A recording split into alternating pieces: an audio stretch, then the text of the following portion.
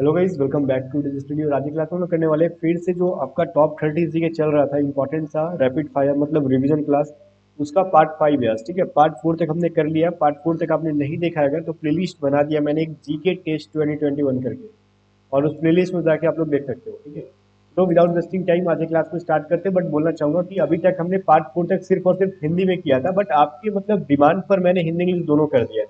और इसकी पीडीएफ आज इवनिंग जो आपको 8 PM पे मतलब 8 बजे रात को बोल लो कि इसकी पीडीएफ मैं आपको प्रोवाइड करा दूंगा टेलीग्राम चैनल पे।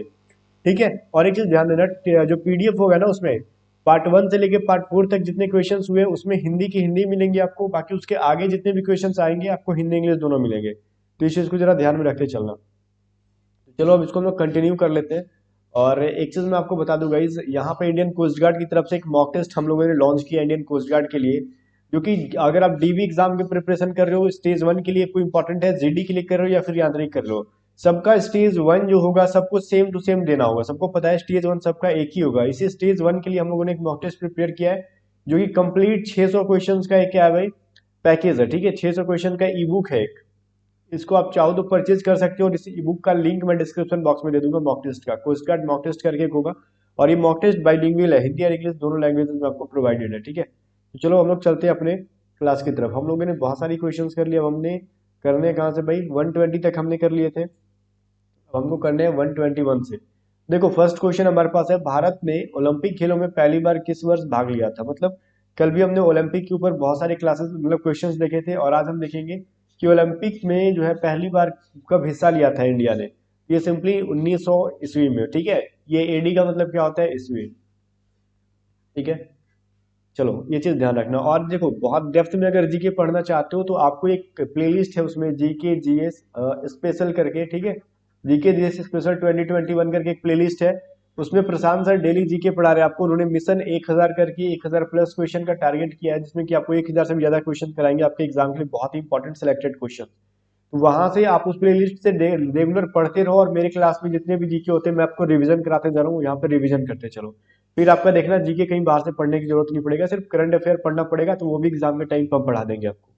ठीक है, अभी देखो 122 नंबर क्वेश्चन है, ओलंपिक खेलों में पदक जीतने वाली प्रथम भारतीय महिला खिलाड़ी कौन सी है। वो is the first Indian women player to win a medal at the Olympic games. तो इंडिया मतलब इंडिया की तरफ से करना ये जो है ना मलेश्वरी, ये प्रथम भारतीय फीमेल थी, मतलब ये कह लो वुमेन थी जिन्होंने क्या किया था ओलंपिक में फर्स्ट बार क्या किया था भाई, कोई किसी भी टाइप का मेडल जीता था। चलो अभी नेक्स्ट क्वेश्चन हमारे पास, बैक टू द वेदास मतलब वेदों की ओर लौटो, ये नारा किसने दिया था।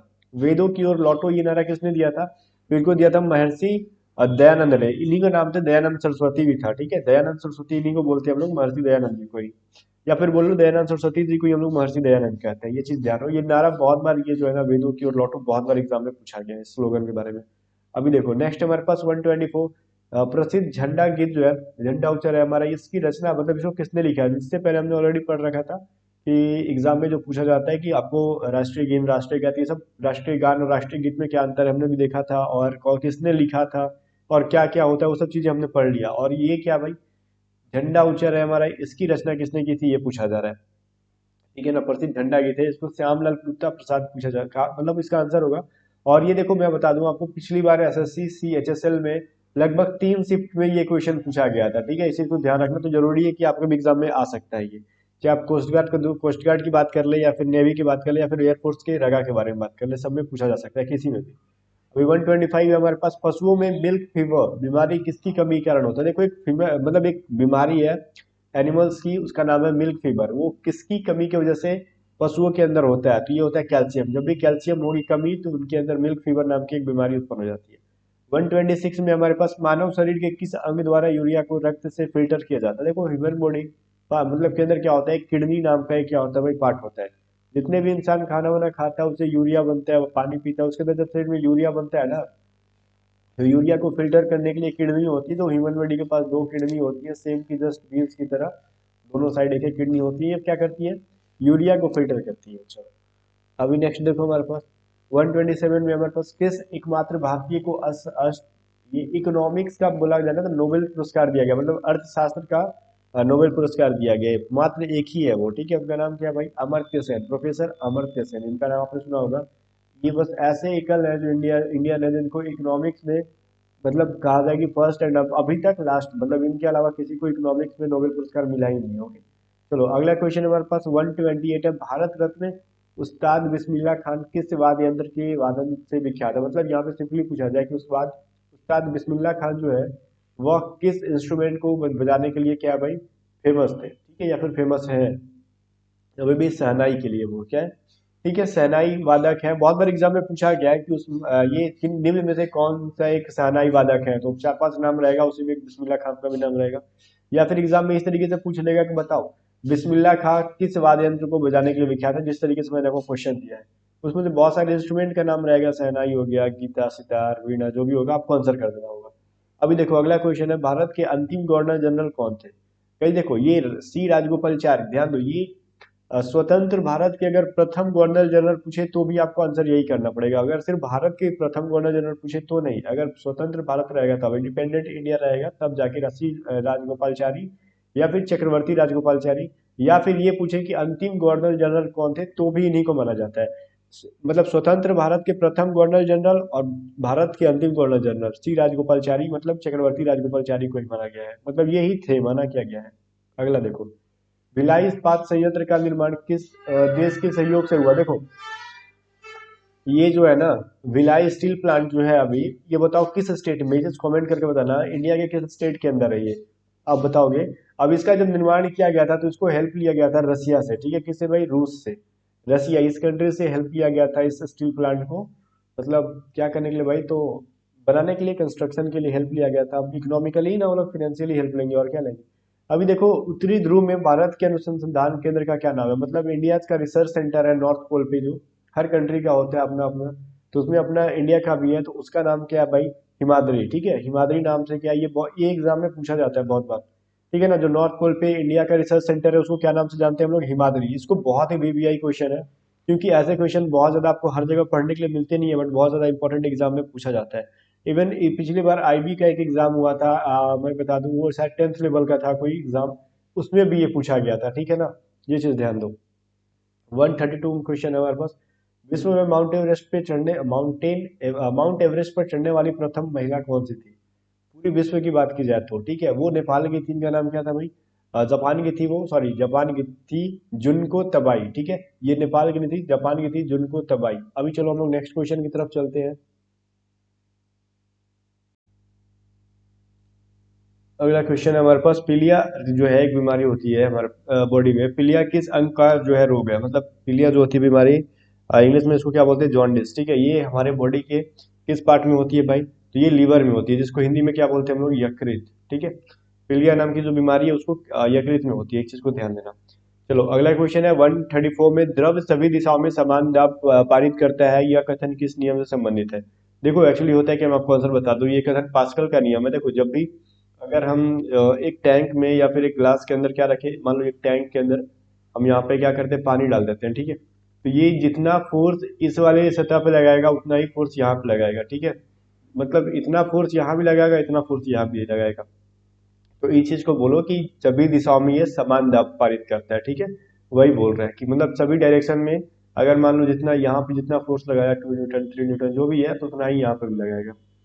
चलो 135 में क्लोरोफिल का खनिज घटक है, मतलब क्लोरोफिल जो होता है ना पत्तों के अंदर, ग्रीन प्लांट्स के अंदर क्या होता है? क्लोरोफिल होता है, जिसकी वजह से प्लांट्स जो होते हैं पत्ते जो लिप्स होते हैं वो ग्रीन दिखाई देते हैं। और उस क्लोरोफिल के अंदर क्या होता है भाई, ये चीज पूछा जा रहा है, तो उसके अंदर क्या होता है? मैग्नीशियम होता है। हमेशा एग्जाम में पूछा जाता है क्लोरोफिल के अंदर कौन सा होता है, कौन सा एलिमेंट पाया जाता है, तो आपको आंसर करना होगा कि मैग्नीशियम पाया जाता है। एलिमेंट ही पूछता है, तत्व ही पूछता है, इस तरीके से खनिज घटक भी पूछ सकता है, या फिर आपको एलिमेंट भी बोल देगा, तो आपको मैग्नीशियम ही आंसर करना होगा। अगला है कि एलपीजी में क्या होता है? एलपीजी के अंदर ब्यूटेन पाया जाता है, ये चीज याद रखना, हमेशा पूछता है एग्जाम में। किसने सर्वप्रथम अशोक के अभिलेखों को पढ़ा? मतलब मतलब अशोक जो थे किस वंश से थे ये बताओ। सबसे पहले तो ये मौर्य वंश से रिलेटेड थे अशोक, ठीक है। मौर्य वंश का संस्थापक कौन था ये बताओ मुझे, तो चंद्रगुप्त मौर्य, ठीक है। अभी जो अशोक थे, चंद्रगुप्त मौर्य का क्या था, मतलब बेटे का बेटा था अशोक, तो ये जो था ना, अशोक ने बहुत सारे शिलालेख लिखा, और उसमें से शिलालेख को पढ़ने वाले सबसे प्रथम कौन थे?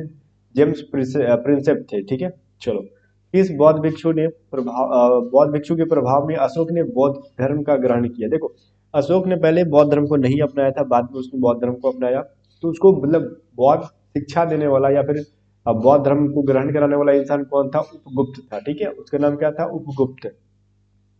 नेक्स्ट हमारे पास मादा एनाफ्लीज मच्छर के काटने से कौन सा बीमारी होती है? ये तो आपको पता होगा, मलेरिया होती है, ठीक है। तो इसलिए मादा एनाफ्लीज मच्छर के काटने से कौन सी बीमारी होती है? मलेरिया। कौन सा मुगल बादशाह जो था अशिक्षित था, मतलब इलिटरेट था, वो पढ़ा लिखा नहीं था, फिर भी वो बहुत अच्छा इंसान था, अगर माना जाता है ऐसा कि अकबर, ठीक है। अकबर मतलब अशिक्षित होने के बावजूद भी बहुत ज्यादा अच्छा, मतलब उनके कार्यकाल में, उसके कार्यकाल में बहुत अच्छी अच्छी कामों की गई थी, कहने का मतलब। अमृतसर शहर की स्थापना किसने की गई, किसके द्वारा की गई थी? तो ये गुरु रामदास के द्वारा की गई थी। और एक चीज ध्यान रखना, गुरु रामदास में पूछा जाएगा एग्जाम में, तो आप जरा कमेंट करके बताओ कि गुरु रामदास सिखों के कितने नंबर के गुरु थे? पहले, दूसरे, तीसरे, चौथे, कौन से गुरु थे बताओ? ठीक है, मुझे कमेंट करके बताना। और गदर पार्टी के संस्थापक के कौन थे भाई? गदर पार्टी की स्थापना किसने की थी? तो ये थे लाला हरदयाल जी, ठीक है। गदर पार्टी के संस्थापक कौन थे? लाला हरदयाल। मेरे आंसर बताने से पहले इसका आंसर अपने दिमाग में रोक लिया, मतलब ला दिया करो तो बेहतर होगा अगर आपको पता है तो। सिख इतिहास में लंगर प्रथा शुरू करने की, सबसे पहले सिख के इतिहास में, सिख रिलीजन में लंगर प्रथा को किसने शुरू किया था भाई? गुरु अंगद देव ने। अब ये भी बताना है, गुरु अंगद देव, इसके अलावा गुरु अमरदास, ये दोनों थे सिखों के कितने कितने नंबर के गुरु थे वो? सबसे प्राचीन वेद कौन सा माना जाता है? तो ऋग्वेद का, सबसे ओल्डेस्ट, ठीक है। अब बताओ वेदों की संख्या कितनी है? तो पूछा जाए तो 4 है, ठीक है। तो ये चीज याद रखना हमेशा। किस सुल्तान ने अपनी राजधानी दिल्ली से दौलताबाद स्थानांतरित किया? यार इन लोगों को बहुत खुजली मचता था। अब कोई बोलेगा कि दिल्ली से राजधानी हटाओ, कहीं और ले चलो, तो कितना मतलब दिमाग खराब करने वाला बात है। पता नहीं क्या खुजली होता था ये लोग। ये मोहम्मद बिन तुगलक जो था, ये दिल्ली से दौलताबाद लेके चला गया था, ठीक है। चलो, प्रथम पंचवर्षीय योजना कब स्टार्ट हुई थी, ठीक है, इसको कब स्टार्ट किया गया था? तो ये 1951 में। और बहुत बार ये भी एग्जाम में पूछा गया पंचवर्षीय योजना से कि प्रथम कब स्टार्ट किया गया था। मेनली तो प्रथम ही पूछता है और कोई नहीं पूछता एग्जाम में ज्यादातर, ठीक है। आपके 12th लेवल तक के एग्जाम में आपको मतलब यही पूछेगा, प्रथम वाला ही, मतलब डेप्थ में ज्यादा कुछ नहीं पूछेगा इससे कि मतलब प्रथम पंचवर्षीय योजना में क्या क्या योजना, 5 योजना क्या क्या बनाई गई थी, तो ये सब आपसे नहीं पूछेगा। अब 147 में चीनी यात्री हेनसंग ने किस विश्वविद्यालय में अध्ययन किया था? देखो हेनसंग नाम का एक चीनी क्या था भाई, तीर्थकर था या फिर जो भी बोलो, वो आया था यहाँ पे नालंदा विश्वविद्यालय में पढ़ने के लिए। नालंदा कहाँ पे है? तो बिहार के बोध गया में है, गया में है, ठीक है, गया जिले में। कौन सा रक्त समूह सर्वदाता कहलाता है? देखो रक्त समूह होता है कौन कौन सा, पहले ये समझ लो। ए होता है, बी होता है, और ए बी होता है, और यहाँ पे ए अलग हो गया, बी अलग हो गया, और ए बी अलग हो गया, इसके अलावा ओ अलग हो गया, ठीक है। तो यहाँ पे ओ को जो कहा जाता है यूनिवर्सल डोनर कहा जाता है। क्या कहा जाता है भाई? यूनिवर्सल डोनर कहा जाता है। देखो मैंने आंसर भी लिख रखा है, ओ यहाँ पे दिख रहा है। ओ किसी को भी दे सकता है, किसी को भी दे देगा अपना ब्लड, लेकिन वो किसी से लेगा नहीं, सिर्फ लेगा तो ओ ग्रुप वाले से ही लेगा। ये चीज को याद रखना। मनुष्य के शरीर में कितनी हड्डियां होती है? तो ये तो सबको पता होगा, 206, ठीक है। सूर्य के प्रकाश से कौन सा विटामिन प्राप्त होता है? सूर्य के प्रकाश से कौन सा विटामिन प्राप्त होता है? तो विटामिन डी, सिंपली है। सूर्य के प्रकाश से कौन सा विटामिन होता है? Vitamin D.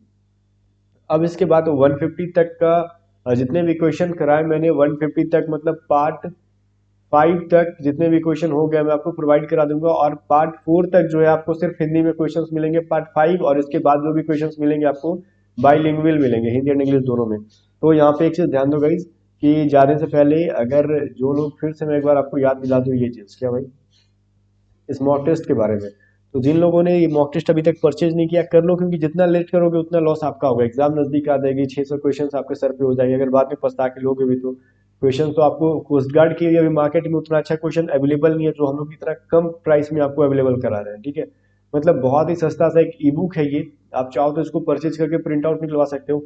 अगर जिसको भी लेने में प्रॉब्लम हो रहा है तो आप हमको व्हाट्सअप कर सकते हो, हम लोग आपकी हेल्प करेंगे। व्हाट्सअप नंबर लिख लो, 7279 047787, ठीक है।